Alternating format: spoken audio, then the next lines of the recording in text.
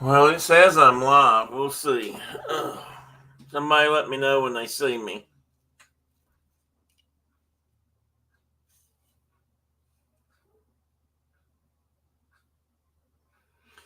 Good morning. I will assume that you can now see. Man, I am faded out here today.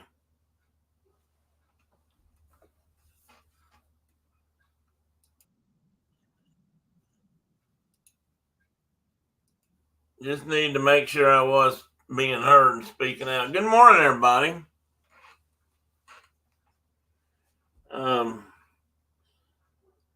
I probably won't be typing much. Brenda, I need any help you can give me on that. And I had sent you a note about an ice pack, but you didn't see it, I guess. Anyway, I sent Mark links, multiple links, I believe.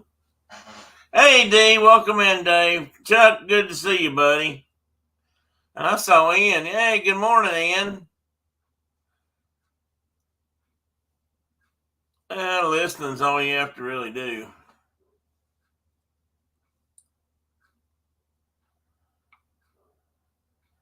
Let's just double check and make sure I hadn't heard anything from Mark, and I didn't realize I had a note I didn't realize I'd maybe gotten. I spoke with him yesterday. He was going to be here.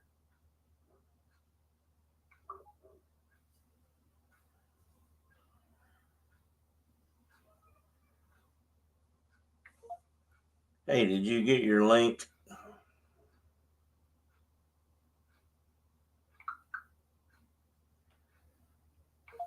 LINK. LINK.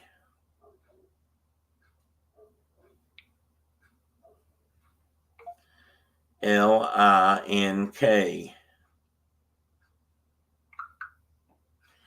can't even voice type, so there you go. I wish I. Thanks, Chuck. I think that's probably that might be as we call them sometimes a stretcher, but I'll take it.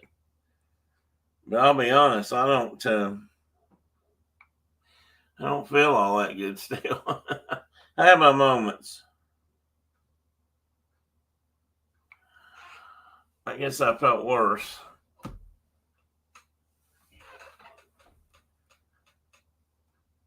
I'll explain my adventures when I see if anybody else is going to make it in. I thought I'd seen something from. Let me check my. I got a note from Diana earlier. They have a meeting with the cadets today. Sound like maybe there's might be a mother's auxiliary group or something. But that's just she didn't say that, I did. And so she wasn't going to be able to make it in. She was going to try to sneak out and break. Oh, Mike, no, she said Mike should be here. Oh, well, thank you. Tina sent me a note I didn't see it. Said you sound much better. I'll be watching my grandson. Okay, so Carol's going to be babysitting, but she's going to be around. So if you're out there, Carol, send me some kind of sign so I know you're here. And I don't know where Mark is. He should be here anytime, and then again, he could be in some twilight zone. My face looks a lot better. I guess I did notice that earlier. It's hang on, let me flip my camera around so it makes more sense to me.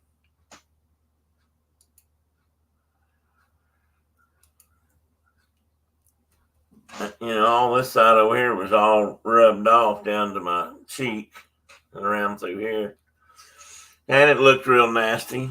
My eyelids somewhere along my eyebrow. I think I cut it. Brenda might know better. I couldn't tell. It was just bleeding. But it didn't hurt my eyeball. That's the main thing. Might actually knock some sense into me. That might be a good thing.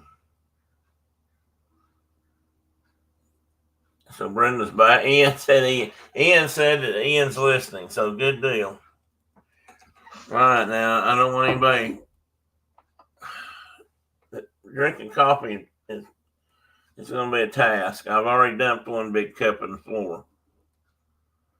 Because one, I'm not supposed to use this hand I'm not supposed to use this hand, apparently, according to my doctor. He kept wanting to know why the hell I was using it. So, but this hand, which Brenda has now named my T-Rex arm, I have to have help using it because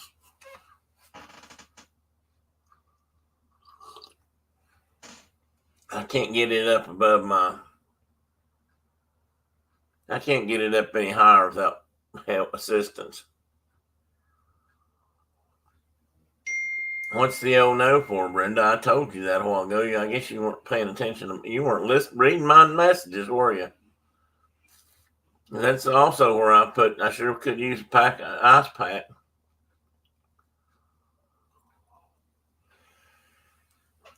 I spilled it on my hot plate too, and it turned it brown, looks like.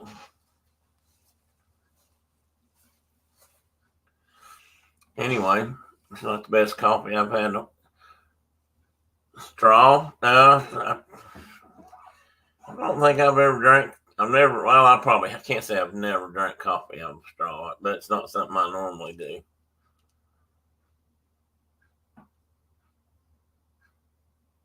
I'm trying to figure out something about my camera. Bear with me, guys. Is it not centered? I mean, not centered, but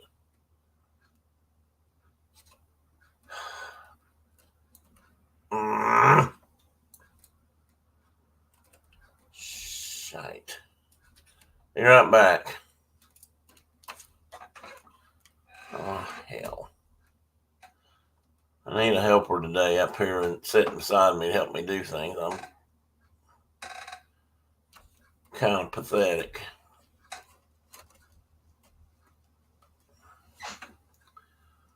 Oh, well. Dave, what are you guys into this weekend? Anything special? Nice weather here. Well, I didn't see your messages because my message indicator did not come on. Well, you were sitting there sending me text messages, so I kind of thought you'd be reading. But you're still welcome to come out here and sit with me for a little while and help. Maple bacon. I knew I smelled something crispy. Good morning, sir. How are you?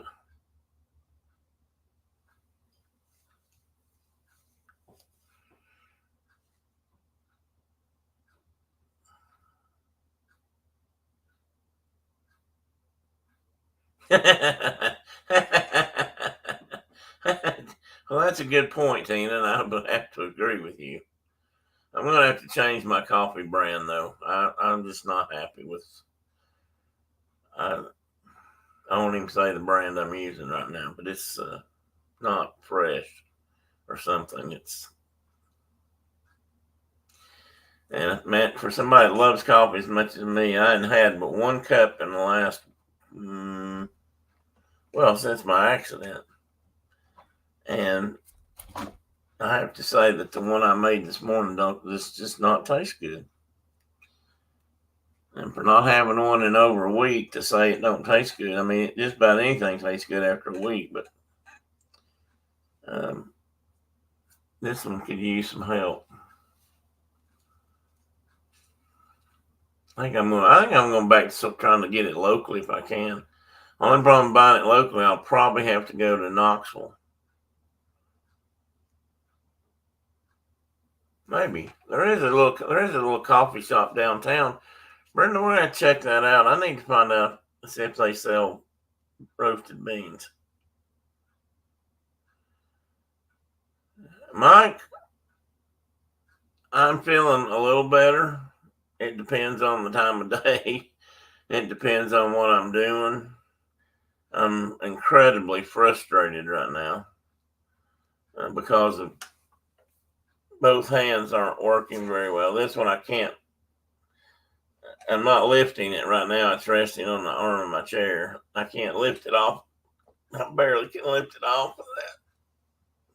So I got a rotator. I got some kind of problem going on up here, but we haven't really looked at that yet. Because apparently it's not broken or anything, so it wasn't. That's a long story. This one's shattered, cracked, broken, shattered bones in my wrist here. And I got this new brace a couple of days ago. Yeah, I'm going to be doing physio real soon, Mike. I guess you could say I'm already signed up for it. Well, I hope I am anyway, for the shoulder. But I don't know when it's going to start. Things are so confused. I don't know when anything's going to start. As much as we love living up here where we are in the country and the surrounding area and the countryside, it's country living has already been hard on me because we hadn't been able to. It slowed a lot of things down. Medicines, doctor visits.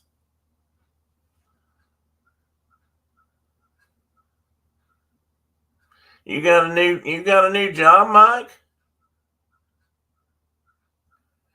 Are you still where you were with the new responsibility kind of job, or did you go get a new job? Yeah, we got to talk, man. We're too far. We've been out of touch too long.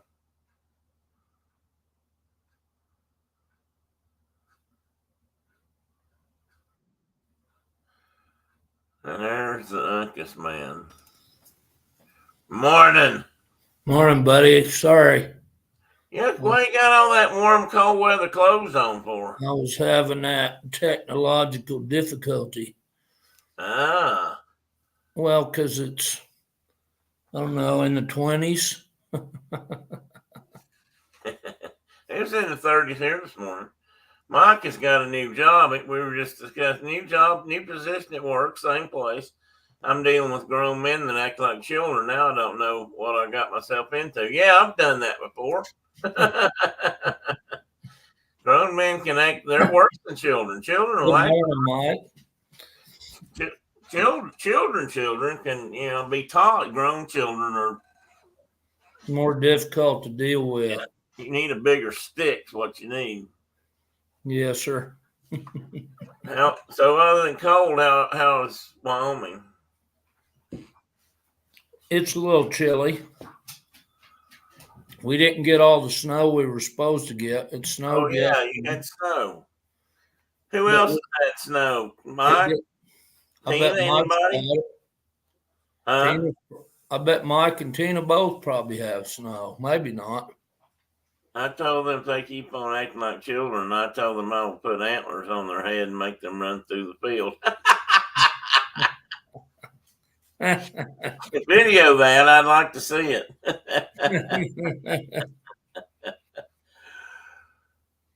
Excuse me. Sorry. What else have I missed? We go back to the surgeon in 9 days. Yeah, we do. That's this surgeon. And I guess I'll know if we're going to do more. I had a brace. Well, hell, I might as well tell this story. I don't know if anybody else is out there or anybody will be listening. So let me go ahead and see if I can present a couple of images here that you guys will appreciate. I'm going to try not to get too graphic, though. That is, if I can find where'd my show go? Once again, Tim has lost his show. I just need Mark to make me a barrel and arrow. He said that? You'll have them. They'll end up like this, Mike.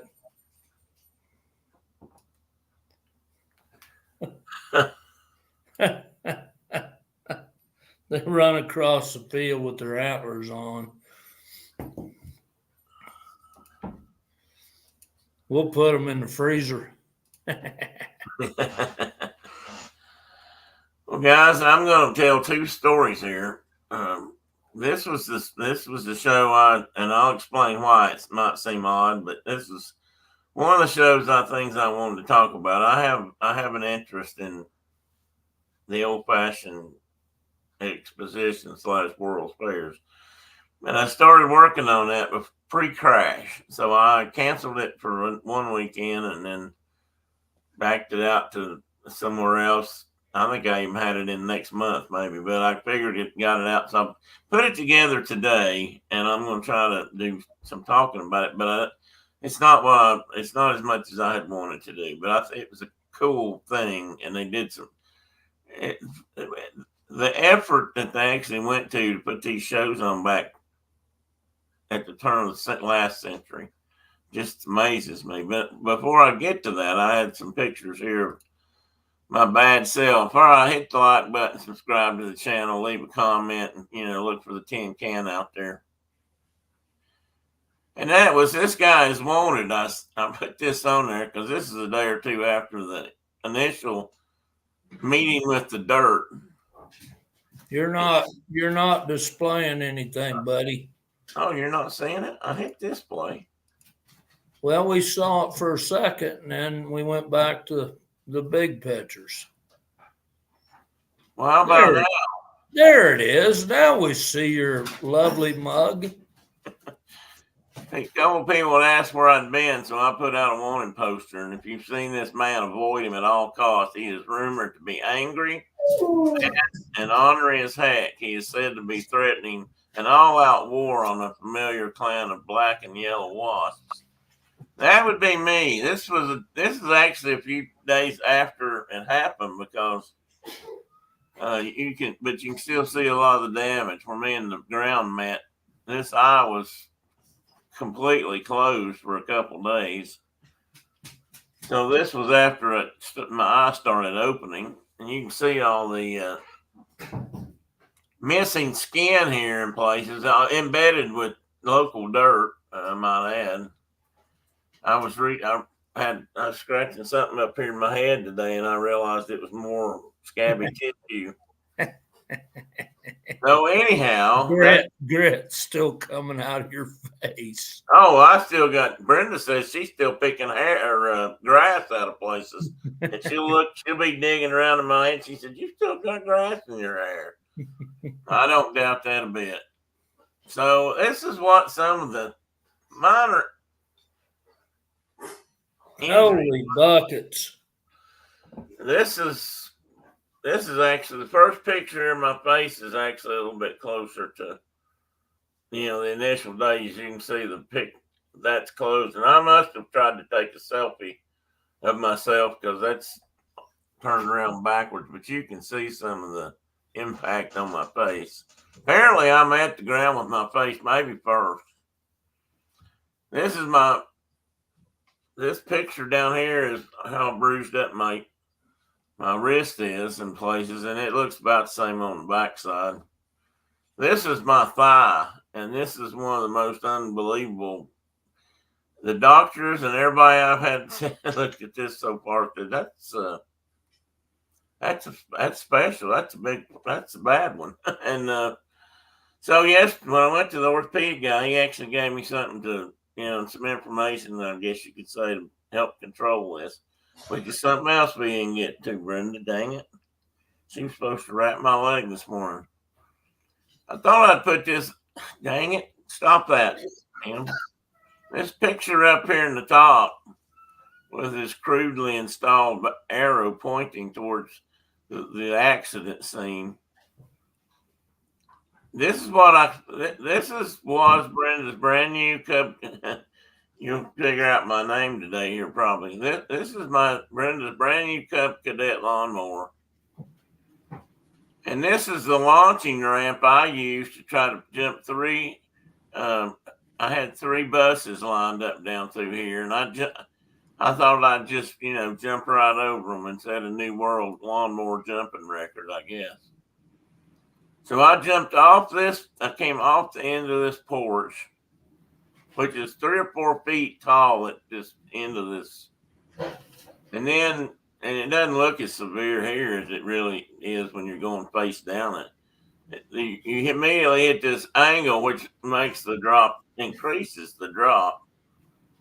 And the lawnmower ended up there, and I ended up down here I might have been where all this ground's missing now. I don't know. I ended up somewhere up here, maybe semi under the lawnmower because I couldn't move at first.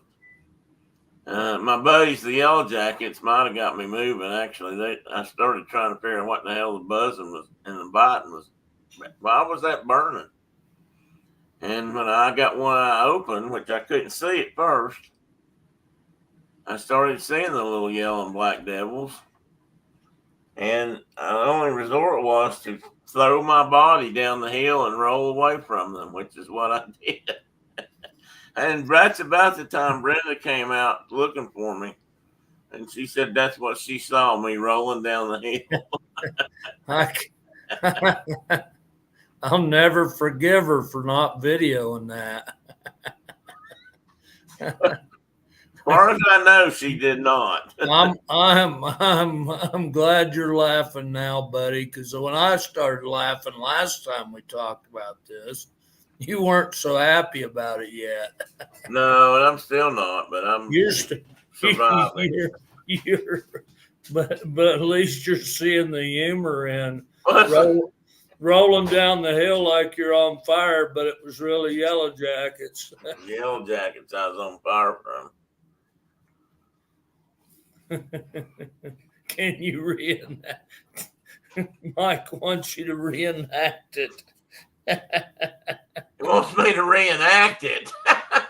You bet, buddy. Come down here to visit, and we'll reenact it together. And yes, Tina, he was a bit grumpy. He actually was just in like a gazillion times more pain than normal. Than normal. Yeah, that's the key. Oh, I tell you what. I'm not trying to start a discussion here, but the state of rural health care in this country is not good. I have to. I'm not going to name names, but the hospital. What? We got to drive 2 hours just to get to rural health care. I went. Well, I know you do too. I know you do. I went down here. The next door neighbors saw it happen, so they came over, and I thought for a minute, Mark, their names were Larry and Judy, but it's just Larry. I don't remember her name. Anyway, they came over and helped me get Brenda get me loaded up into the car because at first I'm laying there on my face and my feet over my head somewhere, and I'm thinking, oh, this is not bad. I'll pride up here in a minute. And then I actually had to get the phone. I got the phone out of my pocket. Brenda wouldn't have found me if I hadn't been able to get to my phone just enough to hit her button. And she heard somebody breathing heavy and saying like, help me, help me. She didn't say, what the hell are you talking about? She thought I was kidding. I said, get out of here. And she finally did. And that's when I was rolling down the hill. But anyway, I needed to go get checked out because my neck wasn't working right. My face was obviously hit my face. This shoulder, there's a lot more bruises than what I'm showing. These are just the most significant ones. Both legs and thighs had some bruising. That was worse. That's my left. This arm was bruised up more than the shoulder. It's actually not looking as bad, but it's hurting as bad. So what they could see visually looked kind of rough. So they decided to take me to the local ER. We have a small hospital here. And I think, we have a small hospital here and they have an ER. But I've been in a couple of ERs in my life. Not always for me, but with other people. But with myself too, and I've never been in I don't believe I've ever been in a more unorganized, chaotic, don't know what the hell they're doing.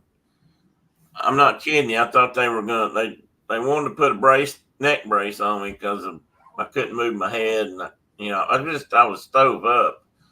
and some of it was shot, but it was hurting from right over here all the way to my shoulder. So I wasn't sure. I thought maybe I'd broke a shoulder blade or something. I didn't know. Oh, I didn't know anything, to be honest. Brenda can tell you I was just pretty much out of it. But they wanted to put a neck brace on me, which that makes sense. But I swear to God, I thought they were going to kill me putting it on. And then they finally, after I laid there a while, they finally decided to run a bunch of scans to make sure nothing was broken up here. My face wasn't too broken up or the stuff. And they claimed to have done scans basically from my waist up.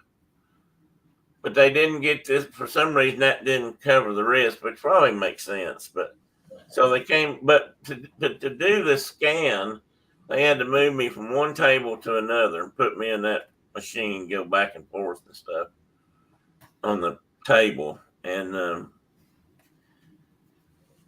2 or 3 times the nurse that was trying to move me grabbed this wrist, this shattered wrist. She grabbed a hold of it and started pulling. And I said, I really wish you wouldn't do that. I said, that really hurts. And then she did it again. And I said, damn it, don't do that. The third time she grabbed it, my language was starting to get a little coarser. And I said, that really, really hurts. I said, please don't pull on that arm. Because she grabbed me right by the wrist where it's all broken and pull and pull. And I said, you do that again, I'm going to be really upset. It was just really bothering me. Okay, and of course, when they got it all x-rayed, they found out it was screwed up. So they brought me this, we'll call it a wrist brace, not this one, a different one, and put it on this wrist finally. And the doctor that saw me said that nothing, he didn't see anything else broken, but there was some, I was certainly banged up and beat up, but this was, he said, I believe he said this was shattered. I had a couple of shattered bones in my wrist. And so we asked a couple of really dumb questions, apparently, like, well, can you call in any, until we get to can you call do you have an orthopedist on call or someone you can refer us to, or at least get that process going? Because that's how it's always worked before for me. No, they didn't have a clue. Okay, well, how about some pain meds to get me through till we can get something looked at? Yeah, we'll do that, which they didn't do. There was something else, Brenda. What was the other thing they did? They give you a tetanus shot? No, Dr. Lynch would have been sorely upset. I just wondered if Doc Lynch was working down there. No, I'd have been a lot damn happier had she been there. She wouldn't have hurt your arm.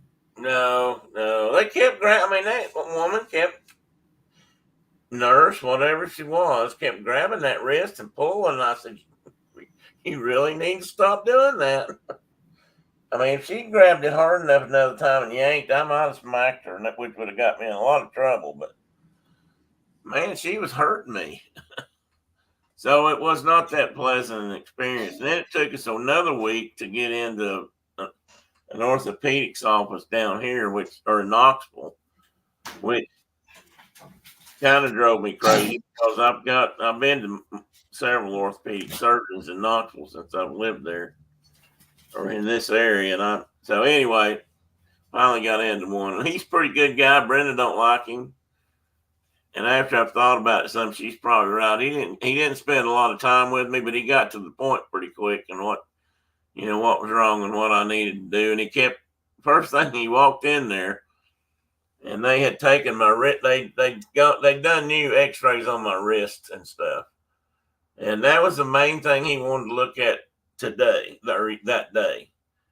Nothing else. And I said, do you even know about anything else here just in case? So I showed him my thigh, and that's when he said, oh, well, that's a problem. And we talked about my shoulder, and I said, my face got smashed. I mean, this is the only thing apparently the only thing you know about, because this is all they've told you about. So I heard bees. But anyway. You're paranoid, folks. We're having flashbacks about the yellow. I thought I heard bees.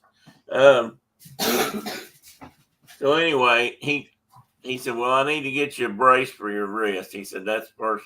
And well, the first thing he did was he started fussing at me because I was every time I'd turn around, I was using this wrist to, you know, pull my pants up or pull my pants down, as the case may be.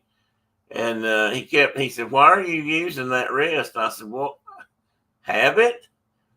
And he said, "Don't." He said, "You need to not use that wrist for anything." He said, "Let me get you a brace." I said, "Well, I got one right over here." He said, "No." He said, "That's not a brace." He said, that what they gave you, I wouldn't give anybody." I thought, well, there's some good advice. And he called it some kind of guttering tool or something.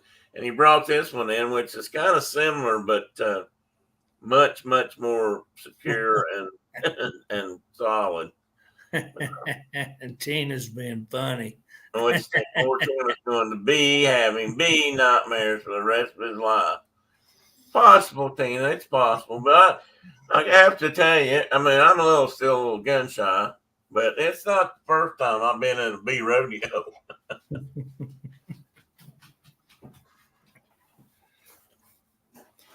In fact, I've been eat up worse than I got. I thought got eat up much worse than I did, but I still had enough. I would go burn their village and kill all their people. Well, I'm going to, but I've not been able to get there. Phil's coming over tomorrow, and he and I, if I have any say in the matter, he and I will see if we can't reconnoiter and do an attack. Because I do intend to burn them out, and I tend to stand there and tell them who's doing it, so they'll not forget. Many lodges will sell this tale. You gotta let one or two live. Gotta let one or two so live. They can go tell others that don't mess with that guy. Oh, Brenda's explaining some of the other stuff over there. So that's some of the really, and the ones that aren't in places that would get you an X rating.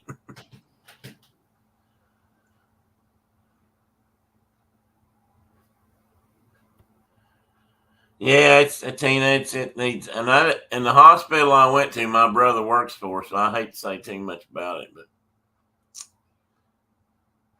this is probably one of those hospitals in Tennessee that's about to get closed anyway, because that's what happens around here. You know, all lots and lots of the local communities and counties rural ones have no hospitals anymore. They used to. That's another topic for another day. I won't go down that path. So what I originally wanted to talk about, and there's lots of material on this, so I'm still skimming, was the World Columbian, and this was last week was Columbus Day / Indigenous Peoples Day, I think Monday or Tuesday. And so it was kind of the right time of year. And there's another story to this that I'll tell you about in a minute. I thought this postcard was interesting. This was a welcome to kind of thing. This was a postcard for the Chicago Exposition, but it was printed in Germany. I thought that was kind of fun. Of course, it does have Columbus right here on the front. But I thought it was cool that they showed like the electrical building, the Hall of Mines, Wisconsin State Building. These things were huge. I mean, these events were monstrous in size and stuff. They covered so much stuff, and the countries that participated, they didn't just bring a few things over for display or we went to the 82 World's Fair, which was in Knoxville, and China had a pavilion that was, everybody wanted to go to that, and then there were some other pavilions, but compared to what they did in 1893 and 1876 and then 1904 again in Chicago, what we did in our lifetime. Now, maybe the New York World's Fair in '63 or '64 was much better, and so anyway, they were huge, and that's what's fascinating about them to me. And one of the reasons this is a big deal, the electrical buildings. This fair is sort of an introduction to electricity for a lot of people in America. And this they went to great lengths to make sure that this place was electrified, and they had lots of outdoor lights at night to light things up with, which I've got a few examples. And it was just a really big deal. It was a real changing of maybe the changing of the guard as far as this kind of thing goes, but a change in technology, a change in history, a change in just it was a big deal. And I thought the '76 World's Fair was amazing, and I've got a book on it over there in the special bookcase back in here. And I'm going to talk about that one day too, because Brenda found that book for me, and it's just a fascinating book. And it's full of a lot of the similar things, but a lot of the pictures show the actual exhibits. For example, there was Germany back then, maybe still is a little bit today, has always been a big technology driver. And they were very warlike at that time. So they had a lot of munitions manufacturers and weapons manufacturers and things like that back then. And they had an entire building full of artillery. I mean, they brought the pieces with them, and they had like the biggest recoilless cannons in the world they brought with them, and some small. I mean, maybe that doesn't sound like a cool thing, but to me, that was a cool thing in that they did it and brought them all. And then like every kind of lathe and machining tool that they made, which again back then they made some really fine stuff, and they had like a whole building full of just that. Now there were large buildings that had multiple countries in them, just small booths, maybe some of those were still like the size of a city block, but anyway, so these things weren't just a little corner and a few buildings; they were huge. And I'll tell you just a minute why this one sparked my interest originally. And it's also kind of cool. I didn't know they did this when they were trying to plan the location for this World's Fair exhibit expo. All the representatives from all the states voted on where to put it. And the green states, all these green spots are the ones that said, "Now Chicago." And all of my states had no voting power. Apparently they did not, brother. I'm sorry. I can only imagine what. Apparently my part of the state here said New York. No voting power. I wonder why. I didn't look into that part. I didn't read why. But anyway. I don't even know if I don't remember when statehood was now. Might they be. may have been. Those might still been territories. Well, you know what?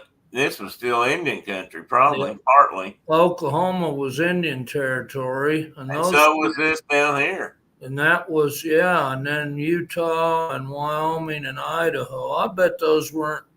I don't remember what statehood was. I bet you're right. I bet those weren't states. That's why they didn't get a vote. They probably didn't lose a lot of sleep over it either, but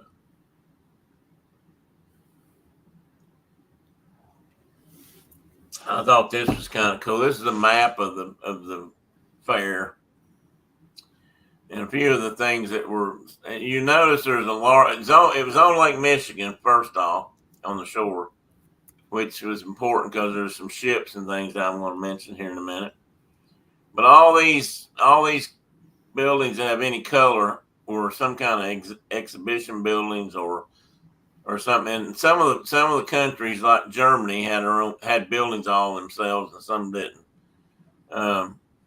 But you can see it stretches down. I'm not sure why they went down this way, but they did. And this pier that stretches out into the lake,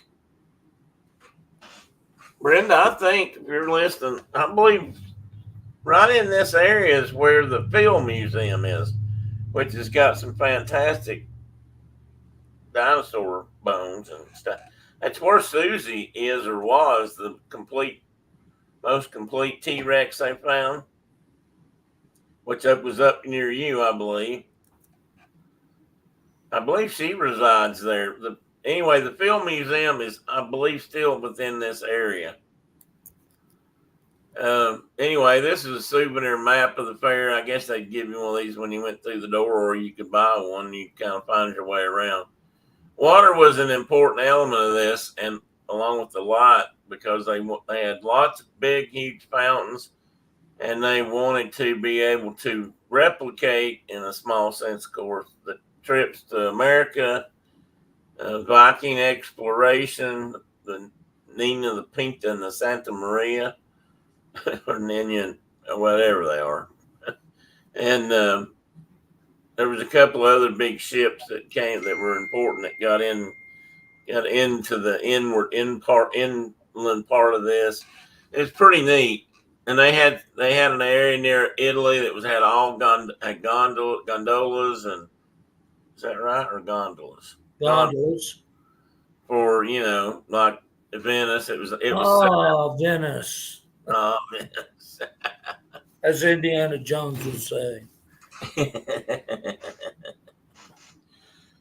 I thought this ticket had a price on it, but it doesn't. I thought it expressly for October 9th, 1893. Somebody Higginbotham. So when were they vote? When were they voting on where it was going to be in 1890? 1890.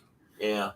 Yeah. So Wyoming didn't enter until, well, Tina looked it up. She was faster than I was. July 1890 for Wyoming, and then Idaho and Oklahoma were later, like 1907. Yeah, so that's the year. That's probably why I didn't even think about that when you said it. So this is the big old statue of Columbus, who now I know this seems to be highly. I don't want to upset anybody because apparently this does upset some people. I never thought Columbus was the first guy here, first European here anyway. And I think now there's more proof that he wasn't. I don't even know that it was the Vikings anymore. But anyway, this is a couple of things. There's a statue of him, and this is the main entrance to the admin building. And you can that's a night picture. Again, like I said, they went in there. One of the nights of the show was a special event, and the mayor of the city or the governor of the state or maybe the president went in there and flipped the big switch, and all the lights came on, and everybody oohed and awed, and it was a big deal. And the nickname for this expo, other than the Columbus thing, was the City of White, or the White City, because they made all these buildings that were going to be lit up and were in the main part of the canals and all that. They were all painted white. And some of them were only about half-ass built, and so they didn't last after the show was over. They just knocked them down. They were just plaster and boards. But some of them weren't. Some of them were still there, and some of them are still there. But they made everything white. They wanted everything plastered on the outside in white. That was part of the image. Whoever the guy was that was thinking this through, and I forgot his name, he wanted these things, and of course, that's what the city of Chicago wanted. So, President Cleveland opened up the expo, so he may be the guy that threw the light switch too.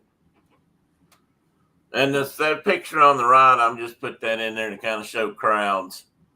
Apparently, it was a very highly attended Expo.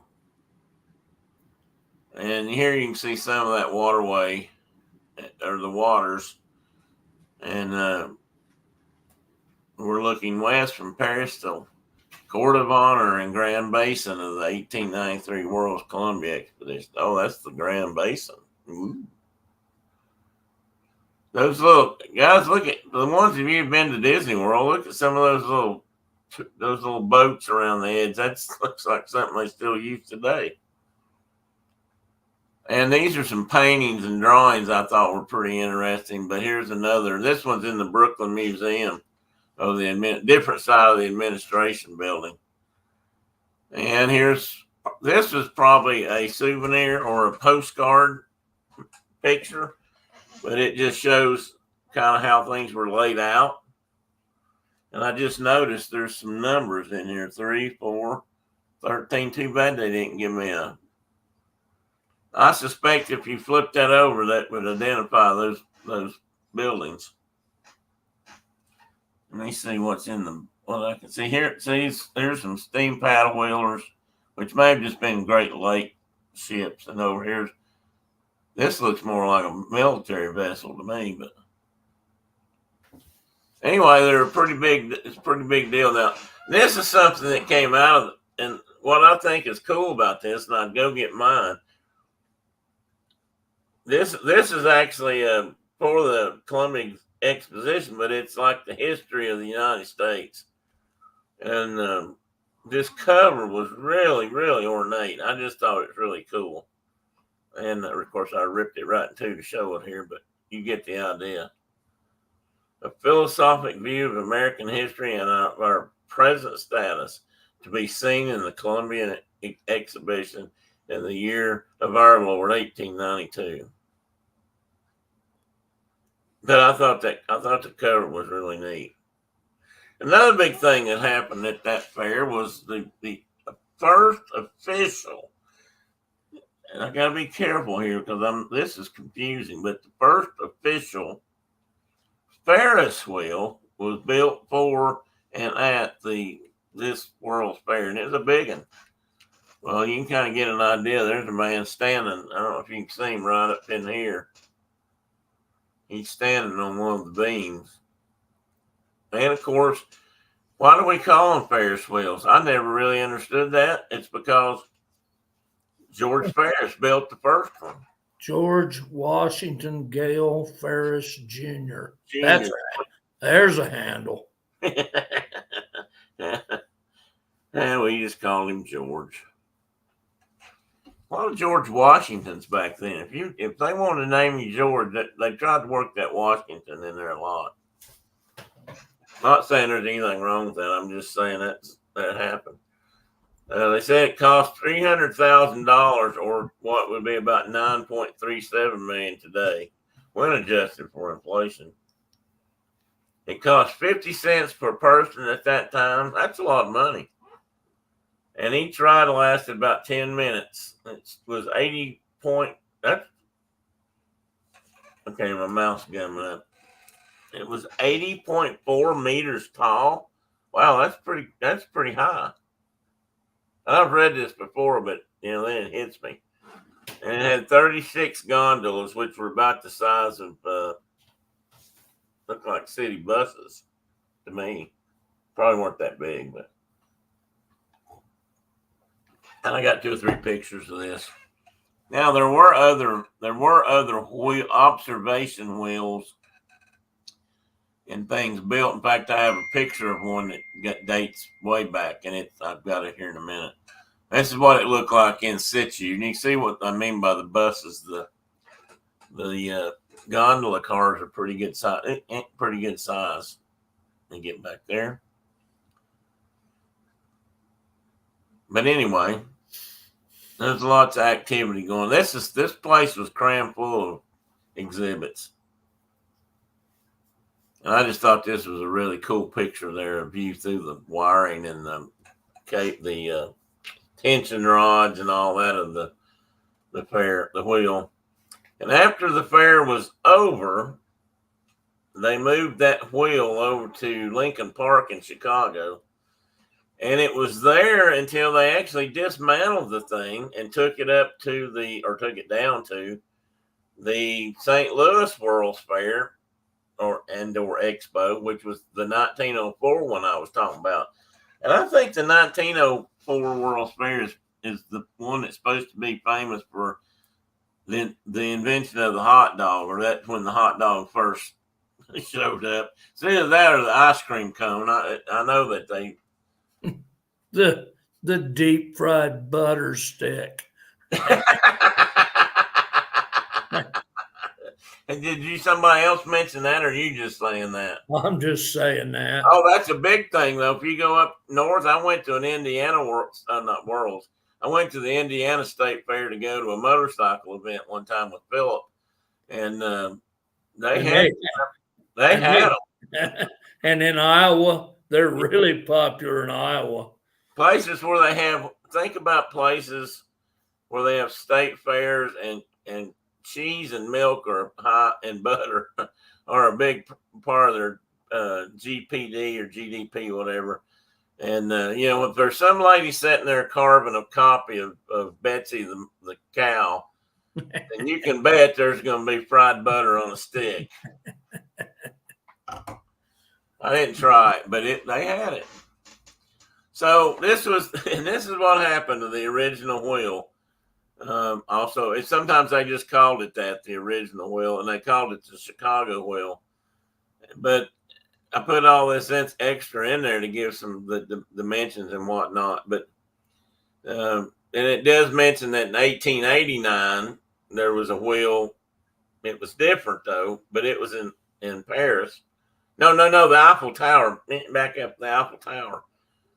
Of course, was taller. It was 324 meters tall. And then this one came along at 80 meters. So, but they took it to the next World's Fair and that was here, and that was in St. Louis. And then basically it was demolished.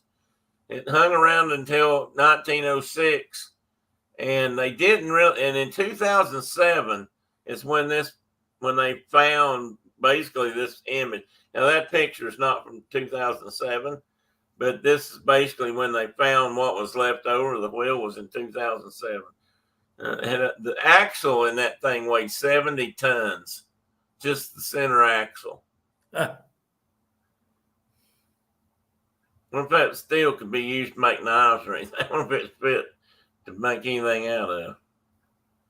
This is inside one of the exhibit halls. Switzerland on the left, Russia's on the right. Right there together. Back then, it was a whole different thing. But then again, too, I'm not sure anybody got along with the Russians. Even back then, they were kind of warlike. I just noticed there's a building up here, may say Canada on it. I can't tell for sure. I don't see a flag out, though. Anyway, that's just, you can see some of the people passing through in motion here. The German government building, which is one of the buildings that remained after the fair left, and Idaho had a representative state building, the Idaho State Building. Huh. Looks like they weren't allowed to vote. No, but they had a cabin. They had a big building there, big log cabin. Tina had revised her statehood days, and Idaho was in July of 1890, just like Wyoming. And Oklahoma was also in 1890. So after this was voted for. So this was 1893, so they would have been a state. By then they would have been, yeah. They probably didn't get to vote in the selection committee, though, in 1890. This somewhere right about here is where I started trying to do this when I was really not feeling it, or I was feeling something else. So it gets probably kind of scattered, guys. I apologize. I got kind of excited about this. And the reason is I found two items, which I'll show you in a minute, that reminded me of this and got me started on it. Two items that just happened to be in the lockbox I have down here. This building was just listed as a forestry building, and I don't know if it's the forestry building for the United States Forest Service or if it just was a building in general that was trying to explain, what we needed to do with forestry or how the best practices were at that time. And forestry and the efforts to protect what was forests that were out there and stuff was actually a pretty big deal then. I mean, that's where Gifford Pinchot started getting he was young still, but he became a big factor here, for good or bad. This building is called the gilded entrance to the transportation building. I thought it was kind of interesting. It was one of the few building pictures that was color like this. So obviously this one didn't fall into the Great White Way part. And I put this in here for two reasons. One, I thought it was kind of neat that they had so many. I don't know how they did this. These were hand painted. These were painted. And then I guess they somehow duplicated them and you sold them as postcards and whatnot. And that building in the background is the agricultural building. So while somebody like Germany may have had exhibits for some of their stuff, chances are they also had exhibits in these other buildings that covered agriculture worldwide or forestry worldwide. So these buildings tended to be quite large. I mean, I've seen. There's a really neat video out there. If you have any interest in this stuff at all, I highly recommend. I'll get you the link for it in a minute. That was made. Oh, when was it done? Who was the guy that played Willy Wonka the first time around? Or, well, I'm going to say the first time around. The good Willy Wonka. The guy. That guy. He was the narrator. He was also in several other movies. Yeah. Stir Crazy was my favorite. For example, yeah. Well, anyway, he did a documentary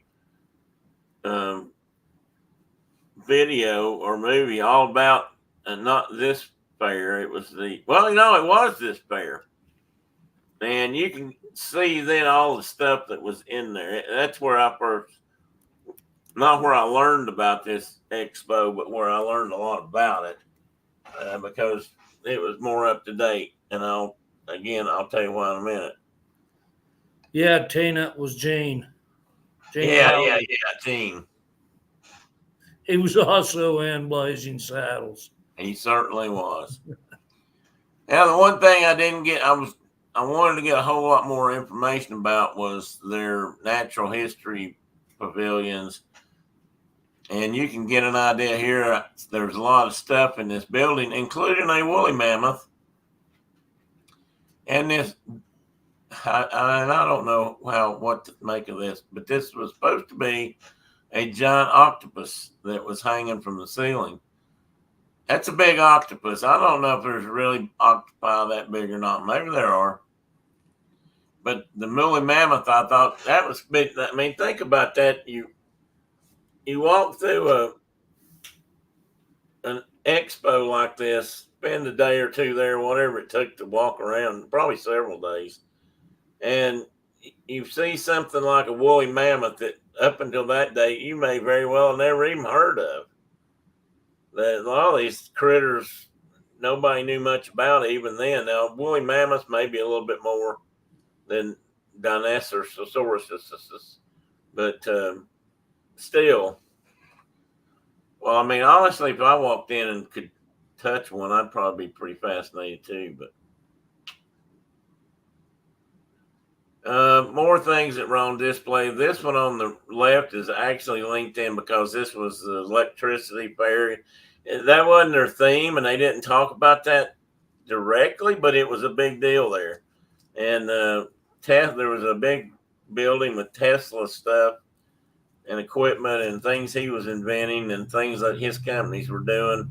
And this was supposed to be like the electric kitchen. This reminds me of something you'd see at a World's Fair today or Disney World years ago, or where that, the electric kitchen, the modern kitchen of today or tomorrow, or well, this was supposed to be the electric kitchen, and which I thought was no doubt right here with this next picture, which is a postcard or a painted part of the or a poster rather from the women's building that I can't remember who did that painting or some company that sponsored that. Let me see if I wrote that down. I just have the women's building, but anyway, and then they did some other stuff I thought was pretty cool here. They did some statues, cowboy. Now that looks familiar, Mark. Do you know who did that? I don't. I thought it was. Looks like a bronze Remington would have done, but I don't. Yeah, that's what I was thinking too. And then this Indian, both of these were like around the lake there or whatever. But I don't know. I bet it's not. His horses were always leaner looking than that. Yeah, well, this is kind of rough. At least this image looks kind of rough. But then again, some of his did too. But yeah, the horse didn't. I think his horses tended to look better than that one. And that, these are just three different things that were large statues around the lake. And that one at the bottom is a version of Statue of Liberty, or a Liberty statue, I should say. It's not a duplicate of the one in New York Harbor. They had these balloons tied down. Oh, I just saw something else. They had these balloons tied down and people could take rides. And there in the background is the Ferris wheel. And I just noticed over here on this building, it says something about ostrich birds, and it says 125. I wonder if you could buy your own ostrich for $125. I'd like to know what that whole thing said. And these are other just black and white photos of the day.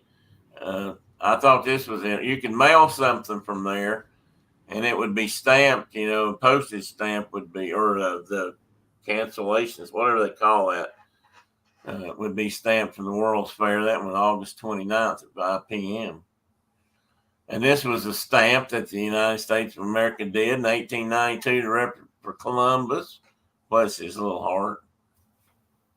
Not a big fan if you hadn't figured that out. And these are the replicas of his three ships. I don't know which one was supposed to be the smallest one or the biggest one. Maybe this is the Santa Maria was the biggest, and that's the one. Yeah. That's the one he let a 12-year-old pilot while he went to sleep, and he put it on a reef and sunk it right off the coast of Haiti. It's the only one that didn't get back home to. Yeah, that's right. That's right. Old Spain. Another lit up version. This is part of the Tesla display over here in this upper corner. I knew I had that in there somewhere. And just like any other fair that I've ever seen, probably in this company, it had a midway. And the midway had all kinds of exhibits. That's where you'd go see the wild boy from Borneo. And I'm serious. I believe you. Yeah, I mean, it's talking about the village. The wild boys. Well, the Dahomey village is on the midway. I'm not sure what the Dahomey part meant, but is that McAndy's brew goes some kind of port beer. That sounds like where you go probably get you a bite to eat and a few cold ones or warm ones, whatever. Probably warm ones. But I mean, look at just to confirm what I said, check out the images if you can see them on the side of that building. There's there's native warriors there with a head. That one's got a chopped off head in his hand. and there's somebody with like a headdress in this covered part, and over here another warrior with two heads in his hands, one on each hand. So I'm quite sure that was an interesting place to visit. And I think I see my wife coming up to my door. Stand by one. Let me see if she's got something going on.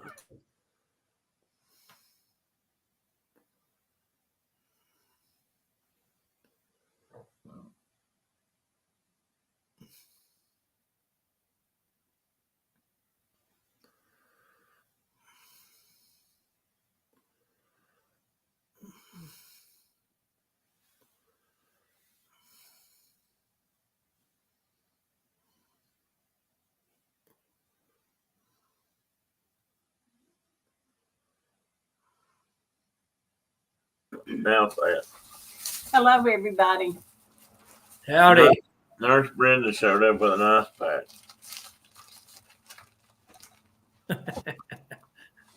I thought you were going to put it on your face. No, my face isn't hurting near as bad as my shoulder is. Anyway, so I'm going to sit like this for a minute. And that's the Viking boat.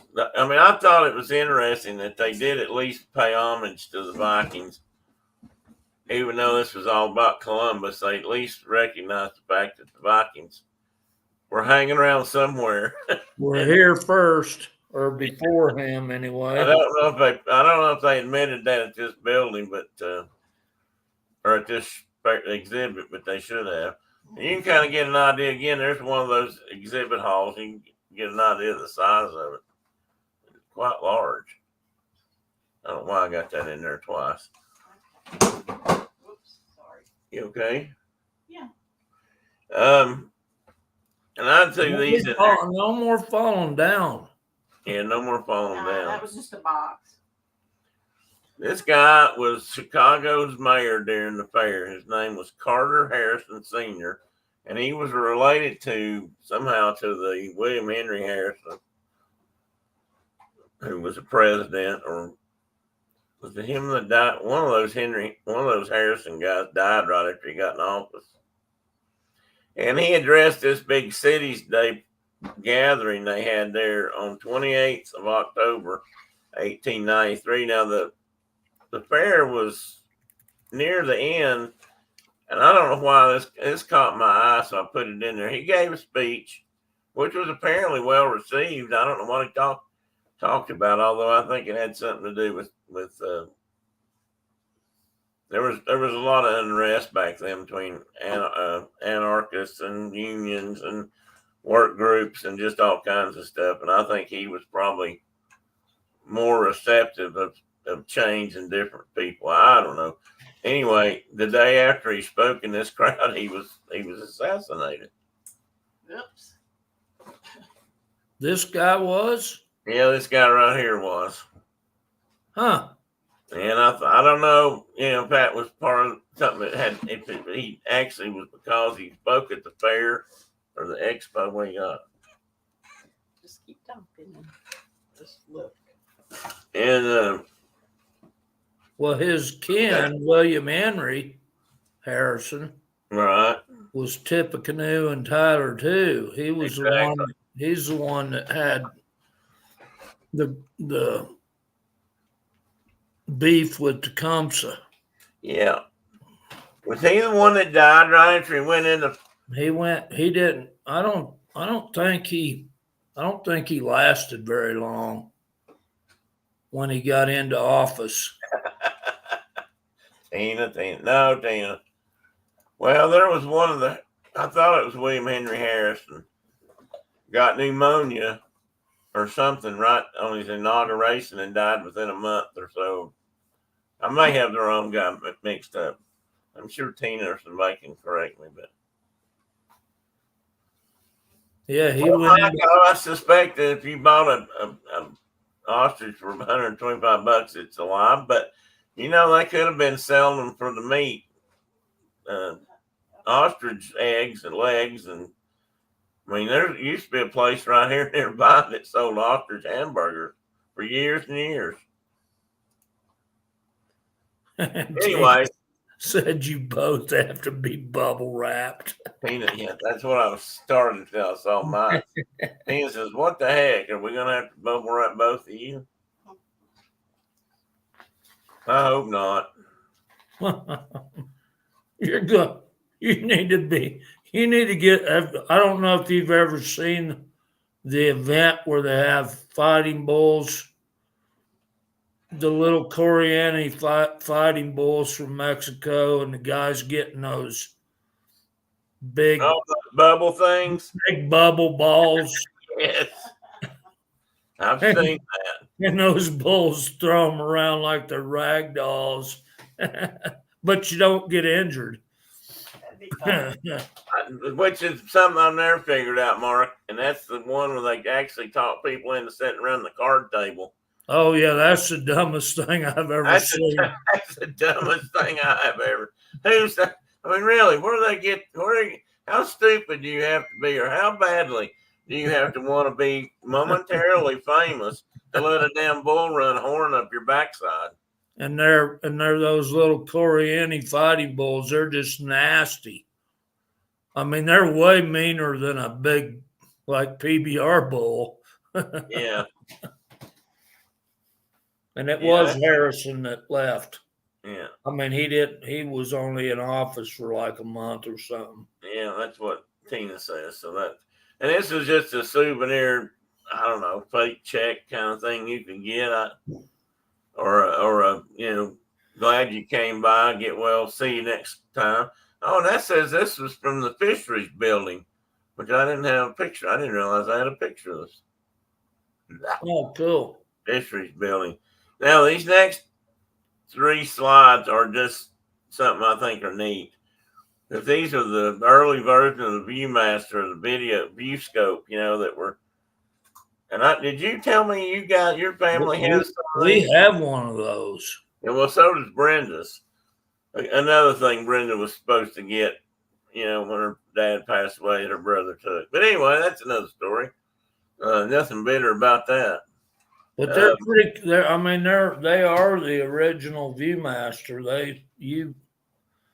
It works exactly the same, and it was pretty cool. Yeah, and I because I thought you had one, and because Brenda had one for her dad. Her dad's came from her grandfather's, right, Brenda?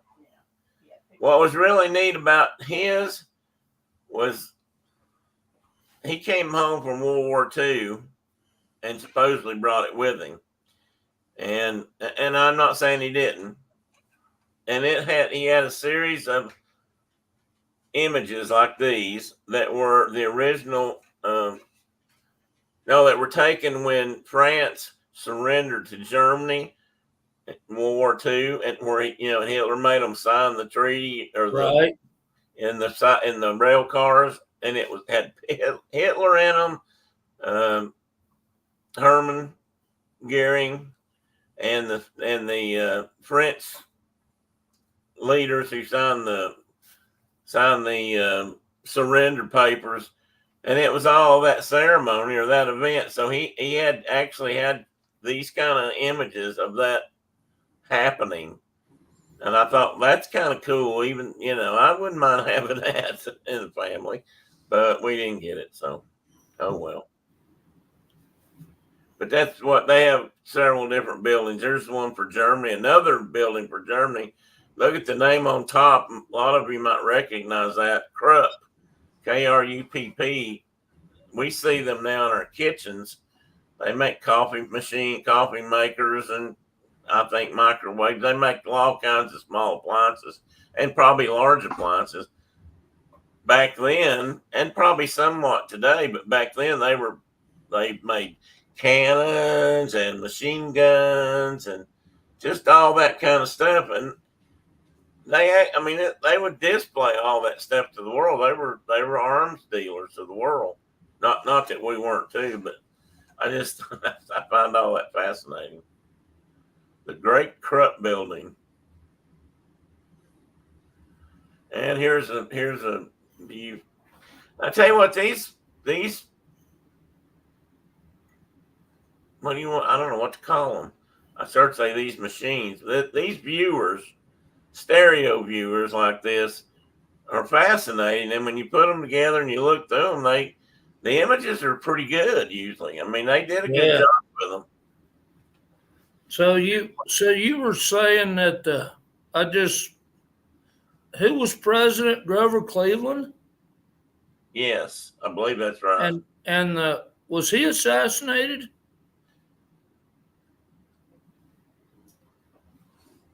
Do Um, you remember? well, maybe was it Cleveland or Garfield? I think it was Cleveland. Maybe it was all during this same time period of unrest there. I didn't put that together. I don't know if that's accurate, but I'm gonna look. All right, you look and I won't. This was by the Keystone View Company put these together. Ferris wheel from the balcony of the Illinois building. So Louisiana purchased. Oh, that's in St. Louis. That's a different one. That was mixed in amongst these. No, Cleveland died of a heart attack. So Okay. Now let's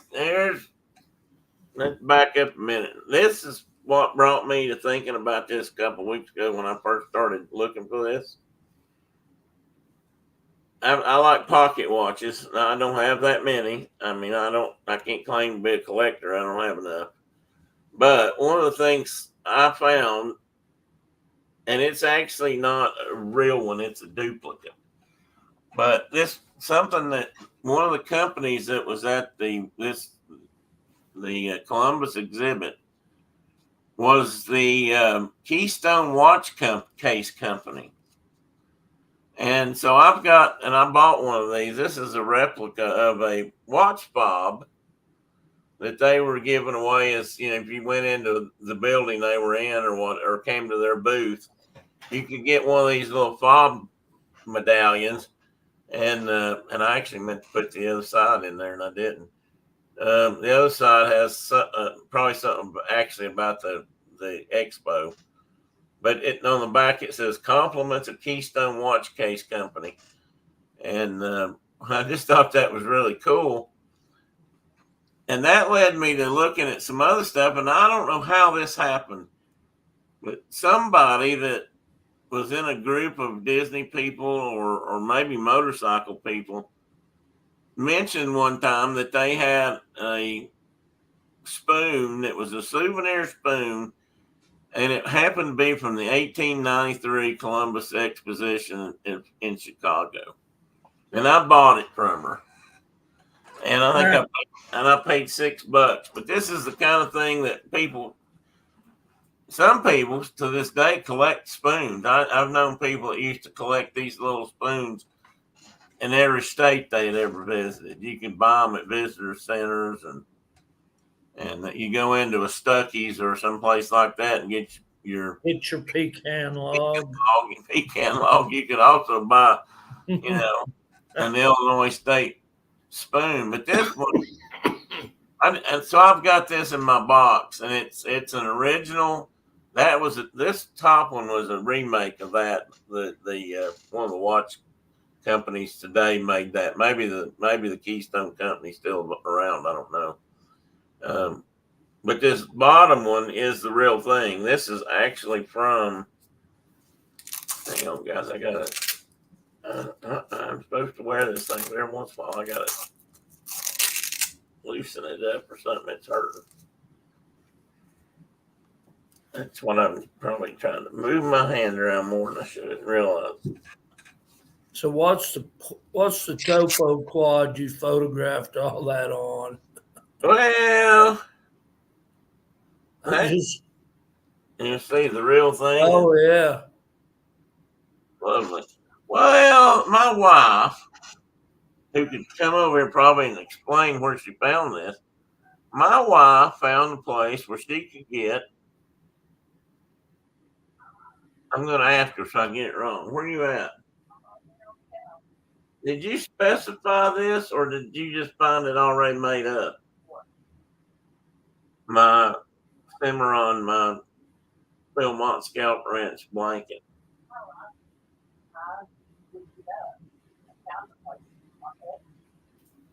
And did you ask them if they could do this one, or was it already there? It was already there. Okay, she found this place on Etsy that did this kind of stuff for blankets, and this is a topo map of Philmont Scout Ranch and around. So this is northern New Mexico. Yep. And that's laying on my bed right now. So it was laying there, so I just laid the spoons on it. And but that spoon is an original. That really came from the World's Fair of 1893. So I thought that was pretty cool. That is cool. I have since wanted to go try to find a few more just because. Now, I don't know who these people are. I forgot to look them up, but they were replicating a photo of some famous people or something. I don't know. And that was the end of that. Now, the other thing about this story that gives it some legs is that there is a famous or infamous house, and it's been on TV several times over the years. Let me get things changed up here. Some people call it the murder house. Some people call it, give me another name. Is there another name, Brenda? No, I don't think so. There may be. There may be.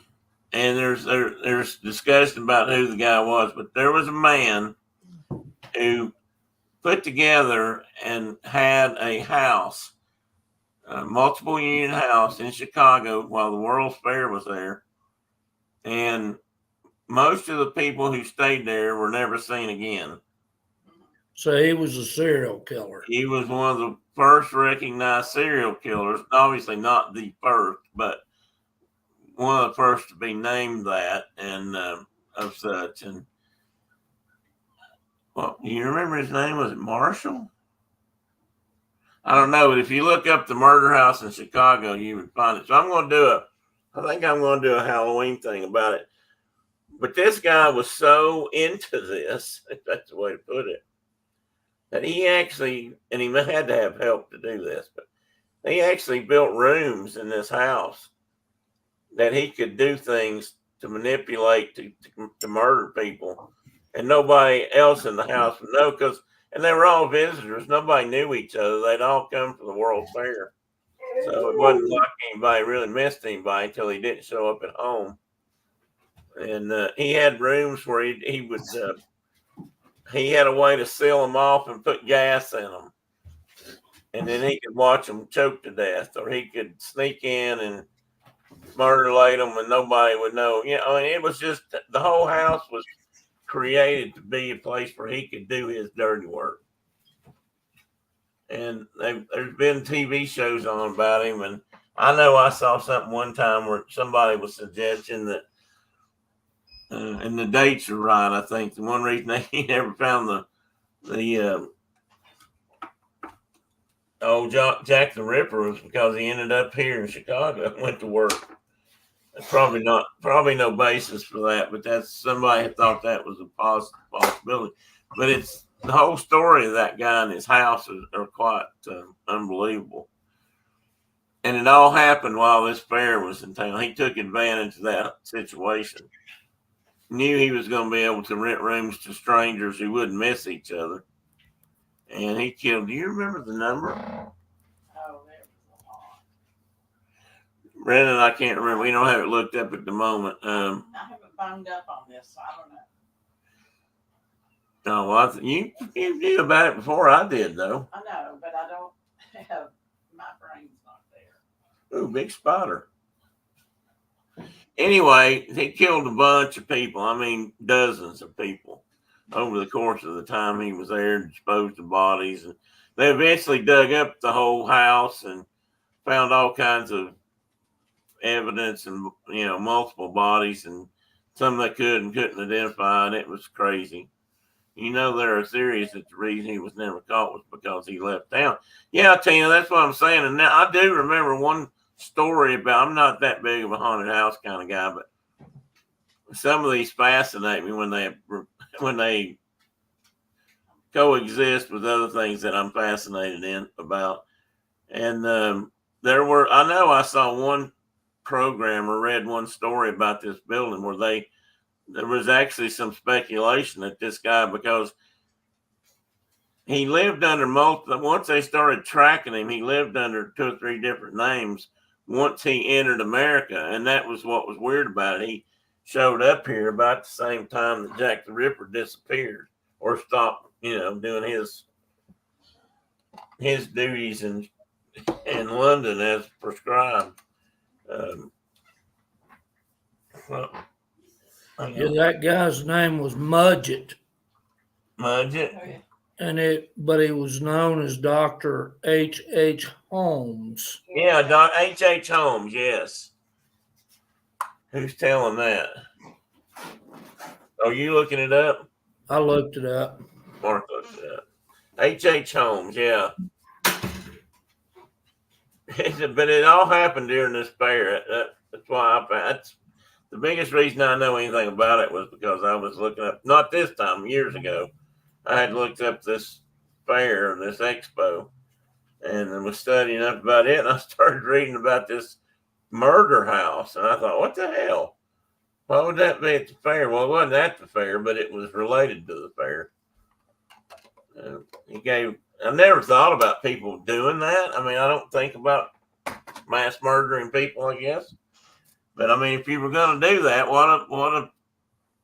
what a setup. I mean, especially back then when, everything wasn't they don't have a daily tracking you if you bought something with a credit card or if you made a phone call or, called home, because that didn't happen. Right. Anyway. He started in 1891 and he quit in 94. So he was already in business before the fair got there then. Yeah, but it picked up at the fair. Yeah. Don't you know that house would have some interesting things going on in it? And I'm not a big haunted house kind of guy, but as we've discussed before, there are things that happen. And if any place was going to have haunts or haints, it's going to be a place like that. It's going to be a place like that. Yes. For that prison you showed her. Oh yeah, that too. Well, I don't doubt that the Brushy Mountain's not haunted, not one bit. That was not a pleasant. I looked at that place from on high once, for lack of a better expression. I climbed that tower up on top of what's the name of that park? Anyway, the mountain there, and look down, and you could look right down in that place. And I thought, and it was functioning then still, and it just had the darkest. I mean, it looked like you were looking right into the pits of hell. It wasn't any place I felt like I wanted to go. I didn't even want to go visit. So I can't imagine if there's haunted souls anywhere, it's in a place like that. You get to go. Now they have it for tourists where they can stay there. Yeah, that's just not right. They can buy whiskey there. They can, go eat there. I'm guaranteeing the stuff you can order there today and eat's not what they fed those prisoners. No. Oh, me. What a place. Here's your grill. You're having a hard time getting connected? Well, you don't have the right. I bet you don't have the right. You remember, I'm on a different internet out here. Okay. Oh, yeah. That might make a lot of difference. Connected and then Oh, well. So anyway. I think you could probably get connected. You know my passwords. You're about ready to. I'm getting close. Yeah. I'm about done. So anyway, guys, that's just that's a very brief thing about that. If I can get my act together, I will do a better job on that. If I do the 1876 one. Oh, what's this, Mark? I just found something. Google is. Let's head to the Santa Maria Formation in Brazil, where ancient rock layers hold clues about life on Earth 230 million years ago. No, I don't think that. Well, maybe. Oh, they're showing about they're digging up some kind of creature. Stop. Stop. I have to stop. No, you don't have to stop, but you're going to lead me to another daggone YouTube site. Well, that's on the Google today. They're celebrating the finding of something, I'm guessing. Oh, I saw something earlier there. Some kind, looked like a salamander-y looking creature. Yeah, in a rock formation that says Google. Where the heck did that go? I had it earlier. I don't see it now. Well, if you just type in Google right now, fresh, it'd probably pop right up. A 635 million year old question mark shaped ocean dwelling creature. Ah. Is that the one you're looking at? Well, I'm not sure yet. No, this one said, oh, well, maybe it says, well, now this one says it's similar to a T-Rex. Does it say that? Oh, no, this was a way older critter. This one's relating hollow bones to that's Thoracic period, I think. I don't know. I skipped through it so much. I'm not sure what. I thought it would tell me what the. Oh, wait a minute. Here it is. Celebrating the Strauchosaurus. Yeah, I don't. Aricosaurus. I didn't get that one. So anyway, what was I going to look up? Oh yeah. What was I going to look up? Oh yeah. A big squirrel? Huh? You went off in another direction. Oh well, I did. True. Historical documentary. Gene Wilder. Magic of the White City is the name of it. Did I buy the DVD for this? I wonder.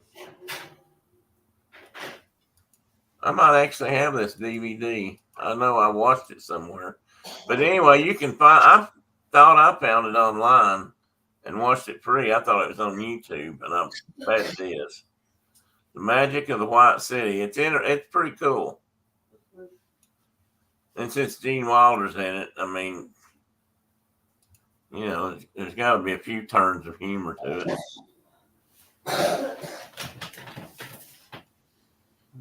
But this is the hand I shoot with. Look at that hand. Oh yeah, it's a steady hand. This is the one I shoot with. Yeah, it's on YouTube. If you look up Magic of the White City, there's a couple of great the documentaries are there.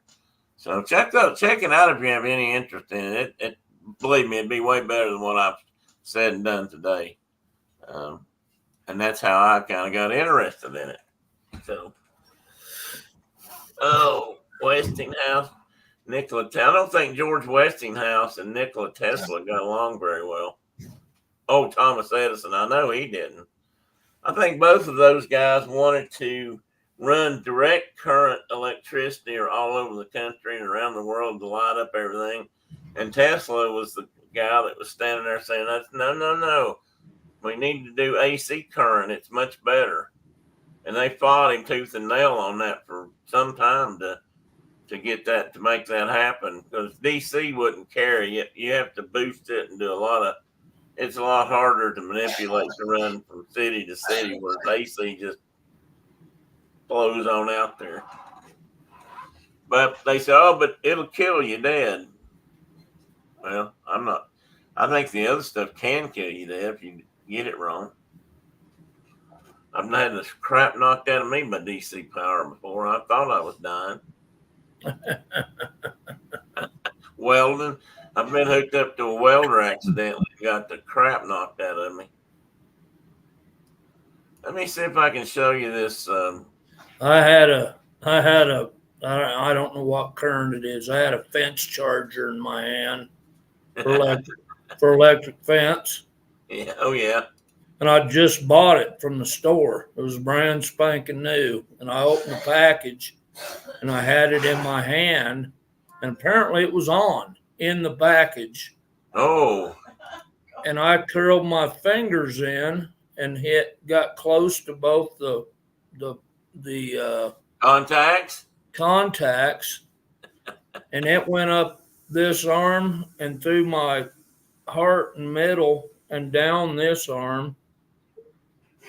And I hollered and threw that thing all the way across the floor or all the way across the room into my, at that time I was living in that other house and I had a big heavy duty island kind of a thing that was had brick around it, and threw that charger right into that brick and smashed it into a million pieces.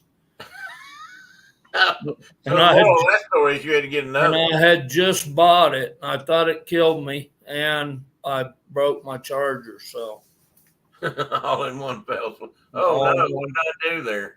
All in one fell swoop. I got to stop that screen. Did you see the video cover? I just wanted you to see that video cover. That was the Gene Wilder video, and then it went away. Let me see if I still have that. Why did that do that? I must have closed it accidentally. Accidentally. But it's all on there. You can find it if you're curious. There's a website on Facebook called Ages of Discovery that has it. Another one that's Great Documentaries that has it. Extreme Mysteries has it. I'm not sure why that does that. The Incredible Story of the 1893 World's Fair by Grunge. Anyway, it was a fascinating time to be alive. Who knows? What a fascinating modern era we live in. Yeah, absolutely. Oh my goodness, stream interception. Oh, there are theories that the reason. Oh yeah, we're still talking. That was the that's another one of those mysteries in history that you hear about. Most people. I mean, there's very few people, whether they like scary stuff, spooky stuff, murder mysteries or not, that don't know about Jack the Ripper. And there's probably just about that many theories on what in the world happened to the guy. But it's really strange to me that somebody would go on the kind of killing spree he did, or she did, I guess, and not turn up somewhere or ever be caught or any definitive evidence found,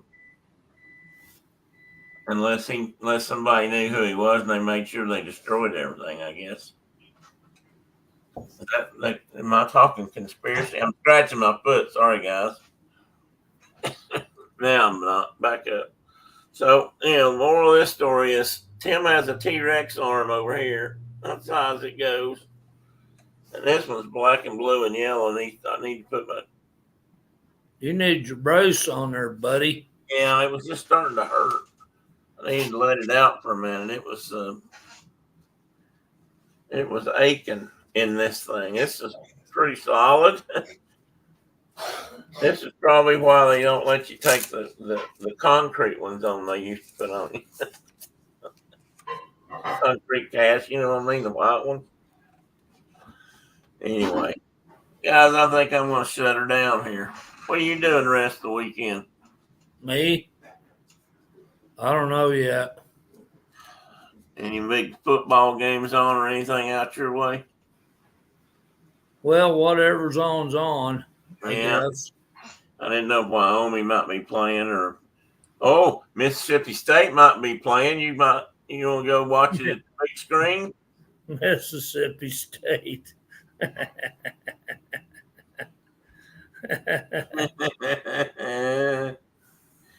Well, we already suffered with our son-in-law over Ole Miss last weekend. Oh, is it Ole Miss? I thought it was Mississippi State. I made the mistake of telling him that one day, and I heard the whole history of why that wasn't cool. Oh, really? And then we were rooting along with him last weekend to no avail, and I think they lost, didn't they, Shauna? Yeah, the last Yeah, like in the last, it was a great game, and just in like the last few minutes, they lost the game. Yeah, I think I saw part of that one. Well, Tennessee plays Alabama today. And I watched, Tennessee's playing Alabama today. Playing Alabama today at home here. So that'll be a big. Yeah, I don't know. I got to find out where that. I was looking for that on TV yesterday, and I didn't see it. They've been like people been beating Alabama. That's Yeah, they're still ranked higher than Tennessee, and I think it's kind of fun to watch. Yeah, well, they've been taking. I watched a little bit of the Texas-Oklahoma game, and that was a total blowout. I didn't watch the whole game because they got so far ahead after what Texas did. It was like, well, they still number one. I think so. They were number one, and they were number one before, and then Alabama became number one because of somebody. I guess Texas must have had a close game because I don't think they're undefeated. I think, and man, I saw a club bad. Oh, about cried last night. I was watching the game on. It was Utah. No, Brigham Young. And Oklahoma State University, not the Big O, but the other one. Yeah. And I think I got that too right. I always get them mixed up. Anyway, and they were tied up back and forth right to the end of the game, and with less than 2 minutes to play, Oklahoma State went down and scored and got ahead by 4 points with the touchdown. And I'll be damned if they didn't mess around and let Brigham Young go back down the field and score and beat them with no time left on the clock. Right. I was kind of rooting for Oklahoma just because. And I just, man, but that was a hard game. That was a good one. Anyway, guys. Ours have not been good ones. No, not this year. Wyoming's not done very well. They did beat Air Force, though, so that's all. Well, actually, that's not that. Air Force has had a pretty good season, I think. Maybe other than that, I don't think they have either. But we did beat them, so that's always a big game. Anyway, guys, I'm gonna go. I don't know who's left. Mark, you take care of yourself. Call me, and I'll call you in a day or two or something. I'm just, sitting here withering away at the house.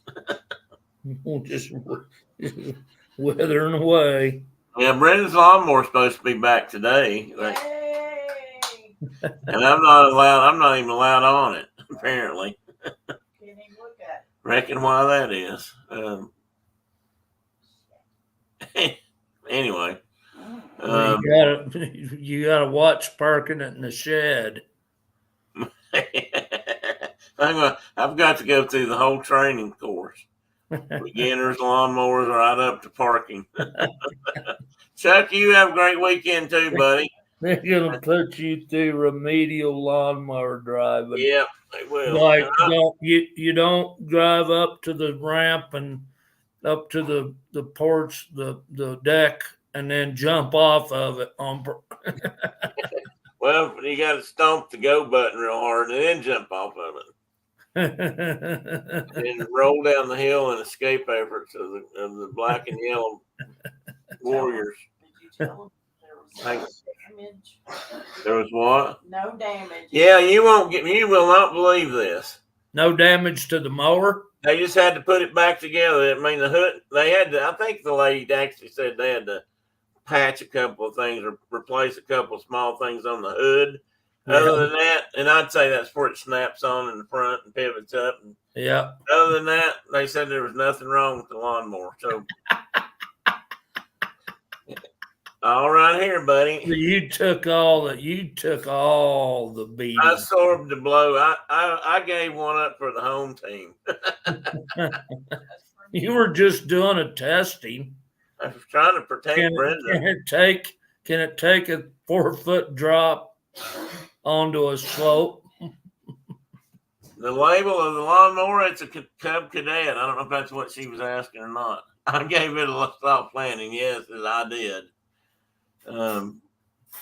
Yeah, it's Tractor Supply.